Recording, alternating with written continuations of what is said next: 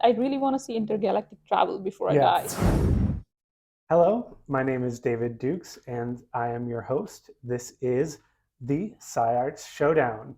It's a show where I am joined by a scientist. We interview them and then use their work as a jumping off point for a SciArts project. Today I'm joined with Nandita Kumari. Hello, I'm Nandita. Um, I'm currently a fourth year graduate student at Stony Brook, studying moon. So, how did you end up a PhD student studying the moon? When I was doing my undergrad, so I'm a engineering undergraduate. I was gifted a book by someone. That book was written by Dr. APJ Abdul Kalam. He's a space scientist back in India. He's an engineer essentially, and a very popular one. He's called the Missile Man of India. Cool. So I read his book and I was like, okay, this is so cool. I want to maybe try this. And then I ended up doing a couple of internships, and that's how like my path, my life completely changed. You work a lot on the computer, right? Yes. What do you do on the computer in relation to the moon? That's a good question. Thank you for asking that. Okay, let me start by saying I do lunar geology. Now, when we hear the term geology, even my friends, like the first thing that comes to your mind are rocks. And there are several ways of studying rocks, Yeah. right? You can use the samples that we have here, like you can pick a rock and do like sample analyses. But again, from extraterrestrial planets like Moon, Mars, and places like that, we have samples from Moon, but we don't have samples from many other places. You know, like Mars or like Europa or several other planets, Venus, Mercury. In those cases, we use electromagnetic spectrum to study the rocks. So essentially it's light, right? Yes, Cool. Yeah. that's correct. I'm essentially looking at the light that is being reflected or emitted by lunar surface. Okay. So what can that tell us?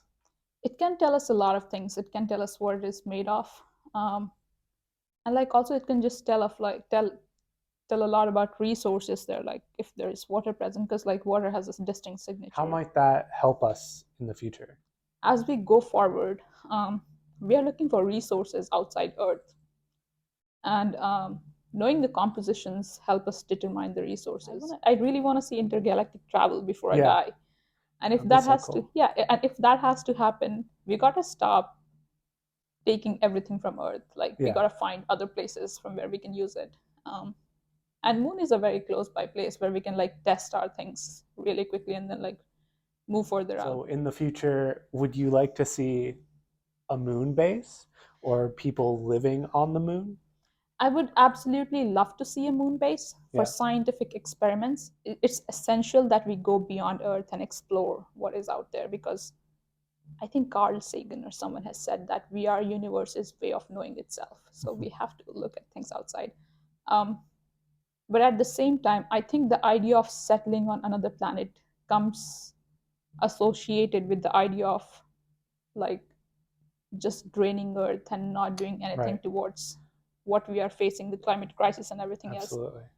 And I absolutely abhor that thought process. This is home, irrespective. I think you will barely meet a space scientist who will ever tell you that, oh no, we should totally leave Earth. These are like the people who have never looked at moon. I look at moon every day and I see how dead it is. Yeah.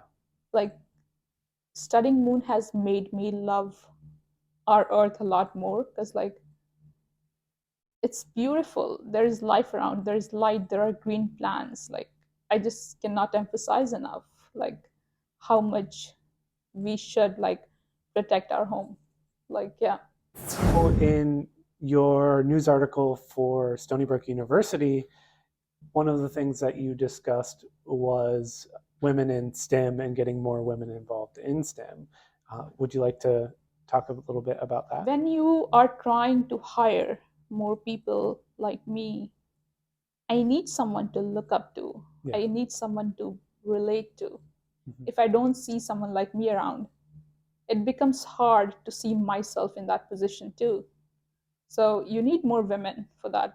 The best way to like tackle gender disparity is to get women in those positions who understand our problems. And not just women, I think we need a lot of LGBTQ folks, a lot of people of color. Well, thank you very much, Nandita. Yeah, thanks, David.